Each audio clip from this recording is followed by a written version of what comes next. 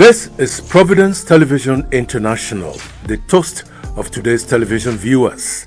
Don't be left out.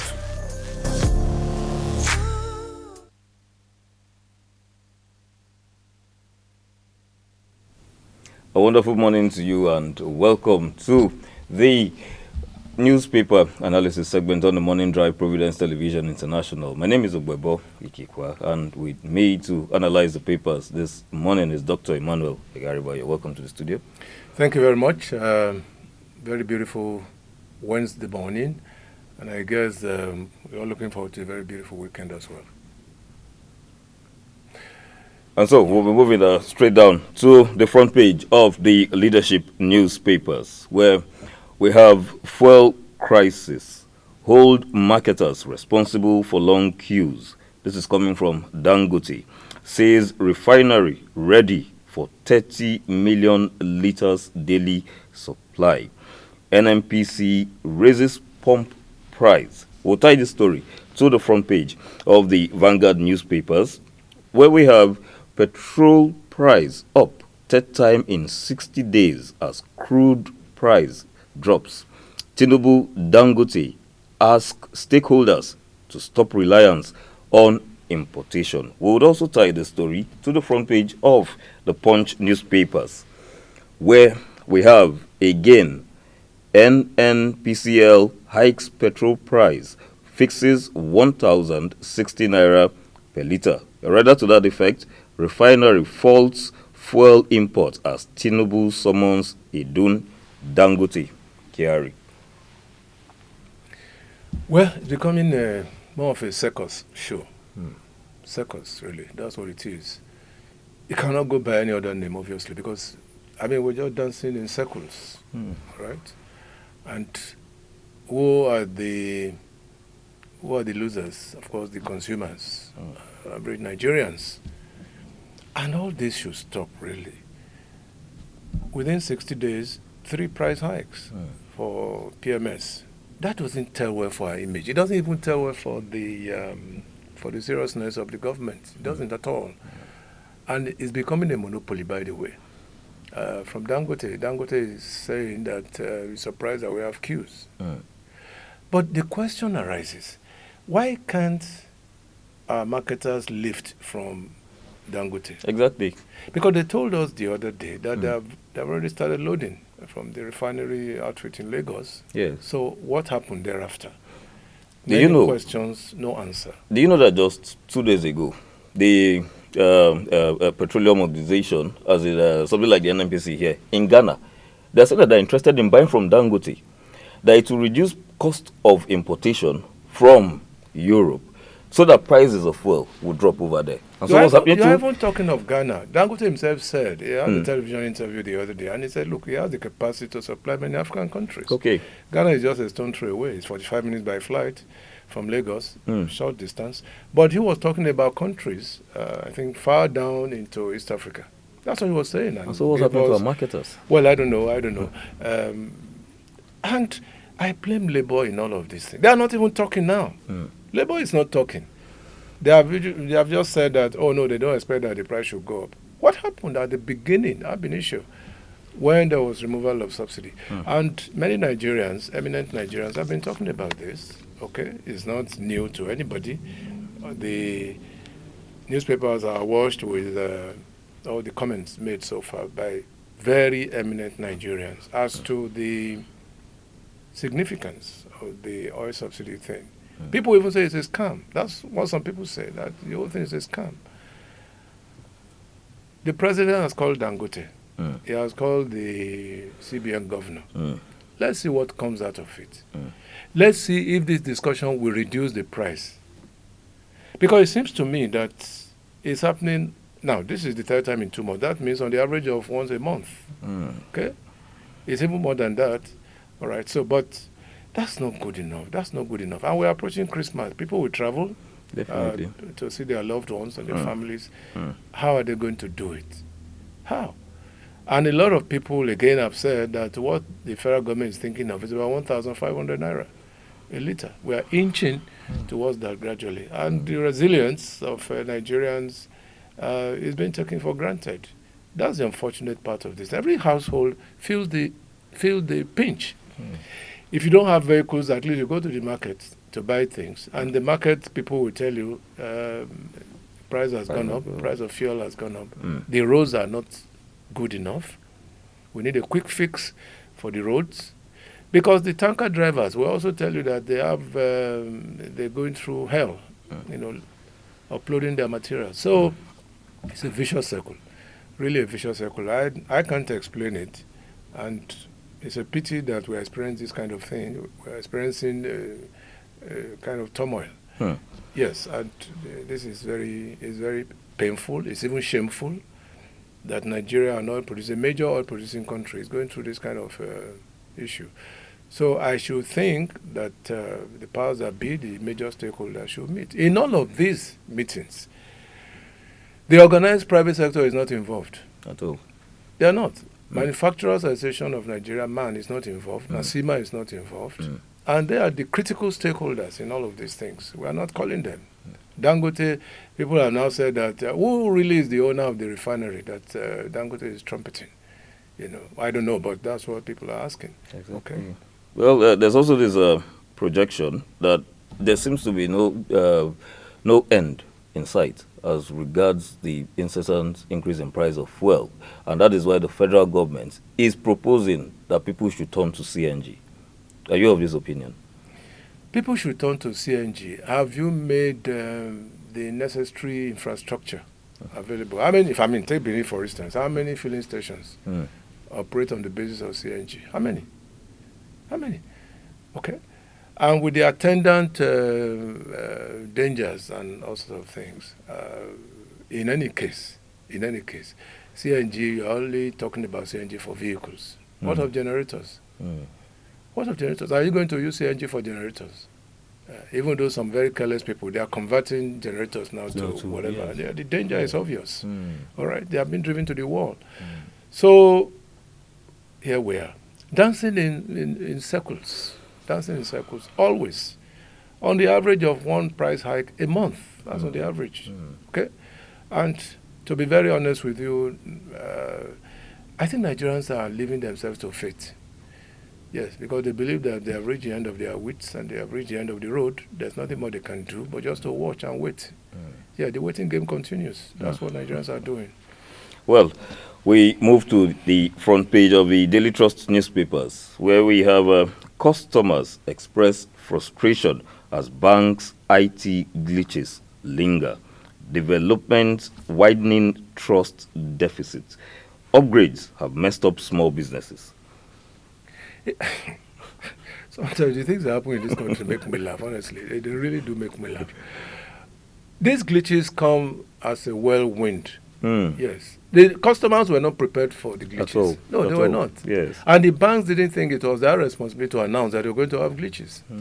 That their operations were going to experience glitches. They just take customers for a ride from one bank to the other. But luckily, I think this morning I was discussing with someone, said one or two banks have moved out of this glitches problem. But it is not good, and that was really well captured by the newspaper. It reduces trust. Yes, you are even scared now to move your money to the banks. Exactly. That's the real danger. And it's not right. You can't keep your money at home. It's politicians that keep their money at home. But ordinary folks, you must keep your money in the bank, okay? So where do we go from here? I think that the bank should work throughout the weekends. Okay. Yes, Saturdays, Sundays, primarily. They should work through the weekends to reduce the pressure on them and to reduce the burden on their customers. It's just that customers, again, don't know their rights. Otherwise, for instance, these are legal issues, by the way. Yes, these are legal issues. Why must you keep my money and you tell me that you have glitches when you did not even announce to me that you were going to experience some glitches? Okay? So it's really terrible. Things work in the opposite direction in this country, in all aspects of our national life, which is unfortunate. And again, it has to do with the whims and caprices of the authorities involved in this case, and it has to do with wrong decisions by policymakers. Very terrible rhetorics by policymakers, and you saw it. Can we have that newspaper Headline again. Front page of the Daily Trust. Yes, just read the... Customers express frustration as banks' IT glitches linger. Development widening trust deficit. Exactly. Upgrades have messed up small businesses. Exactly. Messed up completely. Daily Trust, a major newspaper in this country. On the screaming headline, by the way. So that means that it's for real. Yes. Customers, and even go to any bank now. Let me digress, but it's still a financial issue. Go to any bank, you cannot see crisp notes. No, you cannot. It's terrible. Only politicians have crisp notes. You go to the bank, they mutilated notes, totally mutilated. Yes. With the attendant risk of communicable diseases and things like that. Yes, they are prevalent, right? So there are many issues involved. Now you go to the bank, you can't get. Now queues are getting longer and longer anyway. And the POS people are also screaming, because of the charges on them. Yes. So it's a big problem. They can't even access funds, by the way. So even if you go to a POS now by the roadside, they will tell you they have limitations. That's true. Very serious limitations. Very, very true. Yes. It's actually frustrating. It's frustrating, yes, it is. Well, on the front page of the New Telegraph newspapers, quite a lot of news. Terrorists have taken over Nigeria's largest military camp, says Niger State Assembly. 23 farming communities in Kotangura, Mariga, local government areas displaced, and residents abducted during recent invasion. All tied to the exactly to the New Telegraph. Yes. In Niger State. In Niger State. That's the home state of two former heads of state. Two former heads of state. I'm talking about Babangida and Abdul Salam. That's their home state, Niger State. We should be well fortified because of that.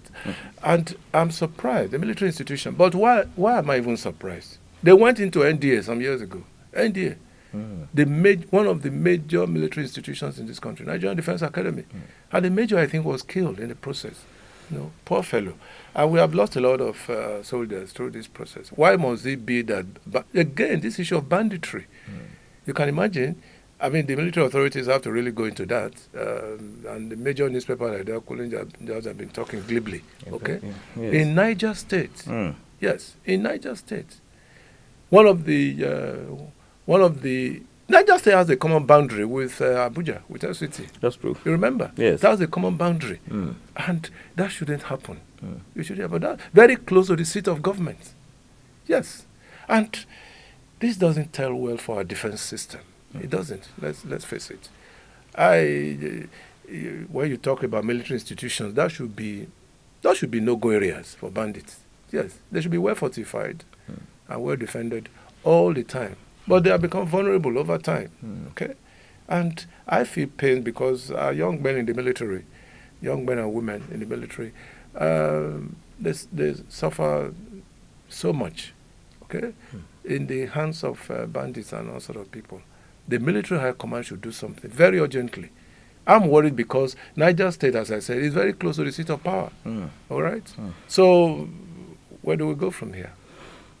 Well, front page, Blueprint newspapers expect temporary relief in 72 hours, permanent solution in 14 days. This is coming from the federal government.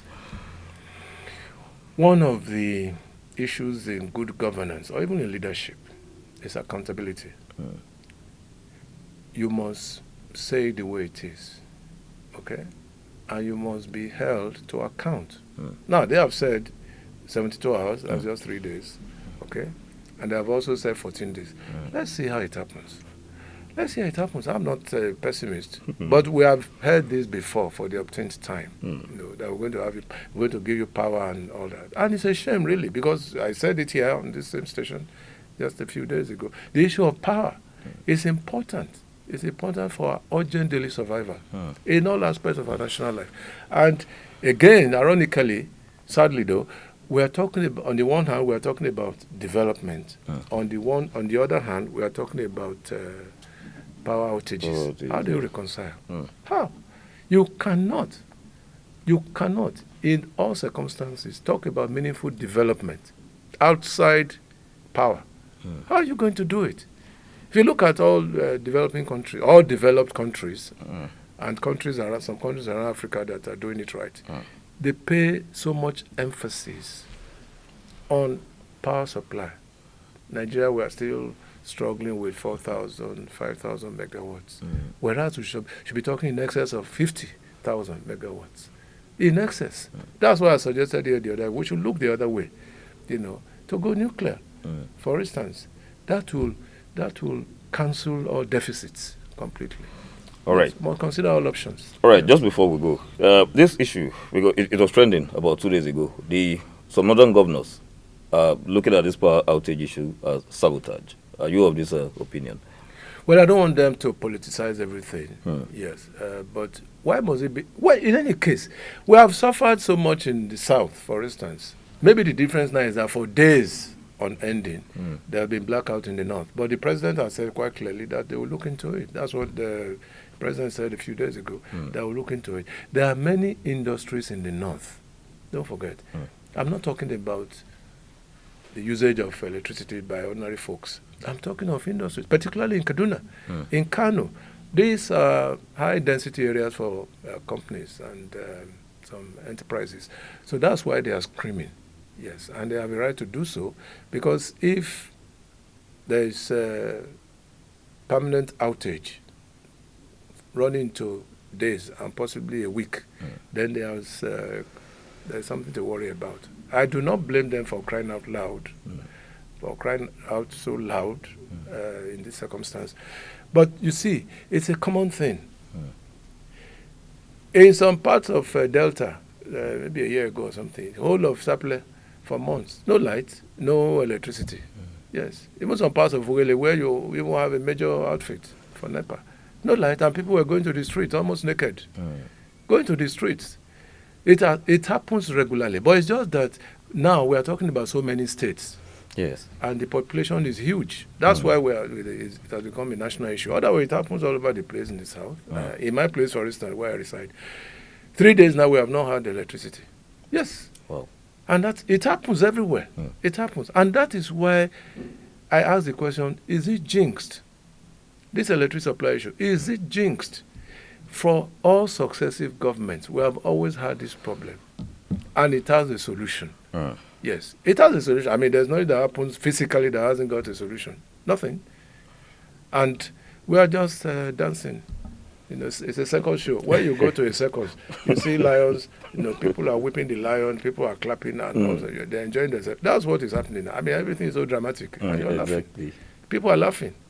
Yes. Well, it really is a terrible situation. Well, let us look up to the federal government, and I hope that this time I'm not saying that this time, let us hope that they actually do live up to their word of 72 hours temporary relief and 14 days permanent solution. How temporary is the temporary?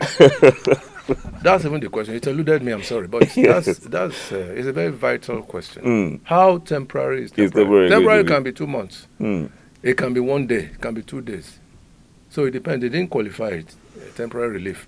Then they are telling us 14 days. For 14 days, 2 weeks, just a couple of weeks. And so we will just watch and see. And as the Game Changer Providence Television International will keep you updated. Don't go away.